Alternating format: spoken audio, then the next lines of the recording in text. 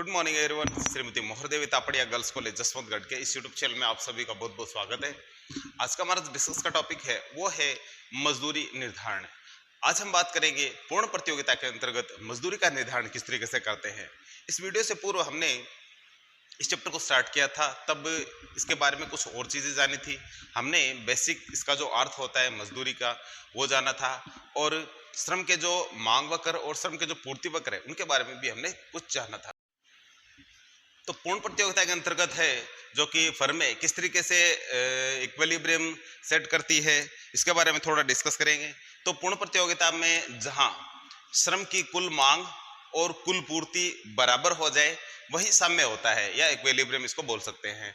तो साम्य की स्थिति वहां होगी जहां कुल मांग और कुल पूर्ति यानी श्रमिक की यानी श्रम की कुल मांग और कुल पूर्ति बराबर होगी, वही उनका है जो साम्य होता है। तो हमने एक तालिका बनाई थी लास्ट वीडियो में, तो अलग अलग तालिका देखी थी आपने। आज हम उसको समूह में एक तालिका बनाएंगे और तालिका के आधार पे कोई फर्म किस तरीके से अपना उत्पादन की मात्रा और कीमतें तय करती है वो आप देख पाएंगे। तो सबसे पहले एक तालिका बनाते हैं।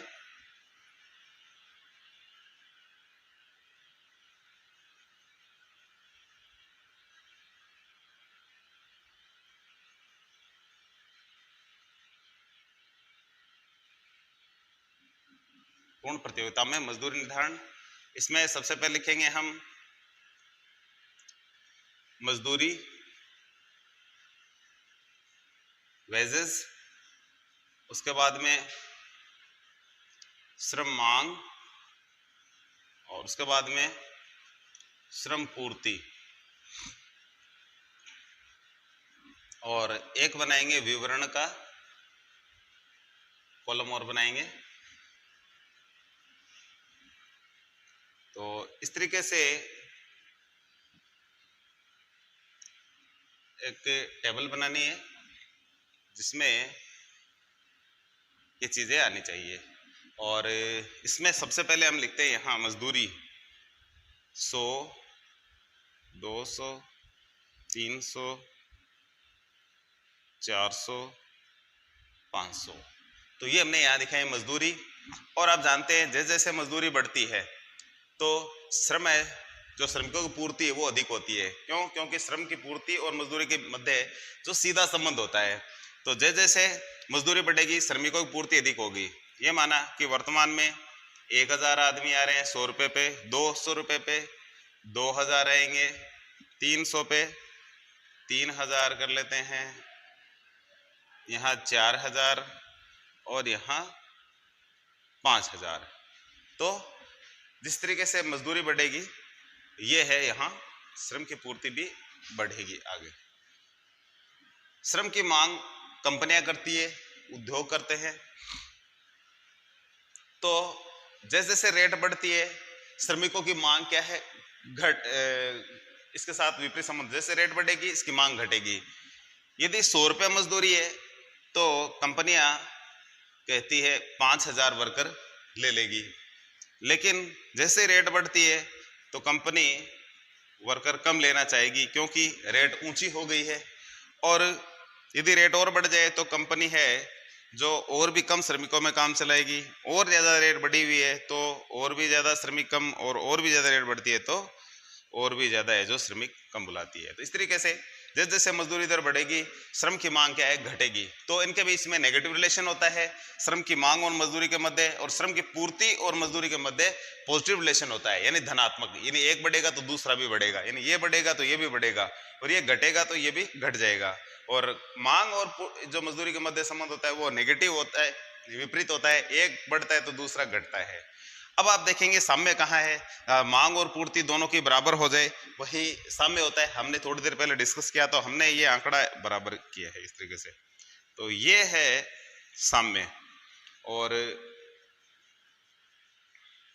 इस साम्य पर श्रम की मांग और पूर्ति बराबर है। यहाँ 300 जो रुपये मजदूरी है वो निर्धारित होती है। और यहाँ हम कहेंगे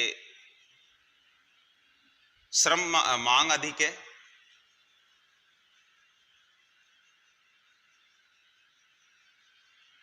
और नीचे वाली दो साइड में हम यहाँ कहेंगे दोनों बिंदुओं पे श्रम पूर्ति आधिक्य। प्रथम दो स्थिति में मांग अधिक है, अंतिम दो स्थिति में पूर्ति अधिक है, और यहाँ है जो साम्य की स्थिति है जो उत्पन्न हो रही है। तो इस तरीके से हमें एक तालिका बनानी है और इस तालिका को डिस्क्राइब करना है, साथ साथ में इस तालिका के बारे में वर्णन करना है कि जैसे बताना है कि जैसे जैसे मजदूरी बढ़ती है श्रम की मांग के मध्य जो रिलेशन होता है वो नेगेटिव होता है, उसके अकॉर्डिंग ये घटती है। फिर कहेंगे जैसे जैसे मजदूरी बढ़ेगी श्रम की पूर्ति भी बढ़ेगी, क्योंकि इन दोनों के बीच में ऐसा रिलेशन होता है, पॉजिटिव रिलेशन होता है। और यहाँ दिखाएंगे विवरण में कि यहाँ श्रम का मांग अधिक है, यहाँ दिखा रहे हैं ना, 2 लाइन में यहाँ आप देख रहे हैं। और यहाँ दिखाएंगे कि पूर्ति अधिक है, पूर्ति अधिक है, यहाँ मांग अधिक है। और बीच वाली स्थिति में साम्य, क्योंकि जहाँ जो श्रम की मांग और पूर्ति है दोनों क्या हो रही है, बराबर हो रही है। तो इस तरीके से ये साम्य की स्थिति हमने यहाँ दिखा दी है। तो इस साम्य की स्थिति को हम डायग्राम के द्वारा भी शो करते हैं। किस तरीके से करते हैं, तो इसको थोड़ा सा मिटा देते हैं एक बार, और साम्य की स्थिति को डायग्राम के द्वारा हम किस तरीके से दिखाएंगे। अब जानते हैं कि श्रम का जो पूर्ति वक्र होता है वो बाएं से दाईं ओर ऊपर की ओर बढ़ने की जो उसकी प्रवृत्ति देखने को मिलती है।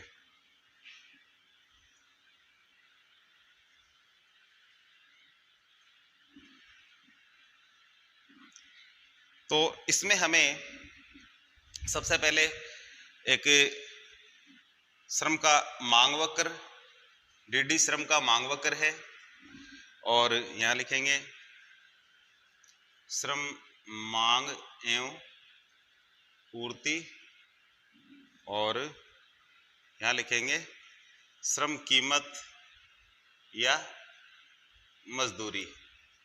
तो इस तरीके से दोनों साइड में हमें ये चीजें जो लिखनी है। और जो श्रम का पूर्ति वक्र होता है वो कुछ इस तरीके से होता है, ये इसका घुमाव अंदर की ओर होता है। ये ऐसे क्यों होता है, क्योंकि इसका मतलब ये होता है ऊंची कीमतों पे भी लोग है जो कम आने स्टार्ट हो जाते हैं। इसका कारण ये होता है कि लोग आराम करना पसंद करते हैं, कार्य आराम अनुपात के कारण ऐसा होता है। क्यों, क्योंकि मजदूर का काम हार्डवर्क का होता है, और इस तरीके से वो ऊंची कीमतों पे भी, यानी उनको जितनी आवश्यकता होती है वो उतना ही कमाते हैं। यानी यदि 30 दिन का काम मिलता है तो वो 25 दिन ही काम करते, 5 दिन काम नहीं करते। वो सोचते हैं कि भी हमें हमारा जो खर्चा है हम 15 से 20 दिन काम कर ले तो ही चले जाएगा अच्छे से, और उसके बाद में 5 दिन एक्स्ट्रा है वो सेविंग के रूप में मानते, फिर 5 दिन काम ही नहीं करते। तो ये कंडीशन होती है मजदूर की, और यही कारण है कि वो वैसी वैसी कंडीशन में हमेशा है जो चलता रहता है मजदूर के रूप में ही, आगे नहीं बढ़ पाता है। तो ये मजदूर का सप्लाई वक्र होगा। ये साम्य है, इसको कहेंगे ई, और नीचे वाली स्थिति है यहां हम कहेंगे मांग आधिक्य, और ऊपर वाली स्थिति में ये जो स्थिति है ये है श्रम की पूर्ति आधिक्य की। तो इस तरीके से श्रम की मांग और पूर्ति को भी हम अलग से दर्शा सकते हैं। यहाँ लिखेंगे क्वांटिटी श्रमिक की, और यहाँ लिखेंगे मजदूरी। तो इस तरीके से जो पूर्ण प्रतियोगिता के अंतर्गत है जो फर्म का साम्य इस तरीके से है जो तय किया जाता है। तो पूर्ण प्रतियोगिता में आप समझ गए हैं कि किस तरीके से फर्म का जो साम्य तय होता है। और सामान्य से इसमें एक ही चीज है कि जहां श्रम की मांग और श्रम की जो कुल पूर्ति है जो बराबर हो जाए, जहां वहीं उसका है जो साम्य हो जाता है। तो आप एक तालिका बनाएंगे, तालिका को डिस्क्राइब करेंगे, उसके बाद में एक डायग्राम बनाएंगे उसी से ही, और उसको डिस्क्राइब करेंगे।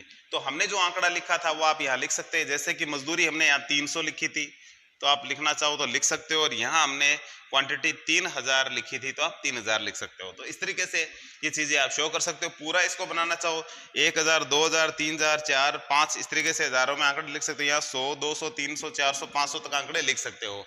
तो वो भी आप है जो इसमें शो कर सकते हो। बाकी आप इतना करेंगे तो भी पर्याप्त है। अब डायग्राम को डिस्क्राइब करने के लिए सबसे पहले तो हमें बताना है OX पे हमने क्या लिखा है, OY पे क्या लिखा है। तो OX क्या लिखेंगे, हमने श्रम की मांग है पूर्ति मात्रा को यहाँ दर्शाया है। OY पे लिखेंगे श्रम कीमत अर्थात मजदूरी को दर्शाया है। फिर लिखेंगे SS क्या है, डी क्या है और ई क्या है। एस के बारे में लिखेंगे, ये श्रम का पूर्ति वक्र है जो कि आगे से जाकर के इसका घुमाव है जो बाई साइड में होना स्टार्ट हो जाता है।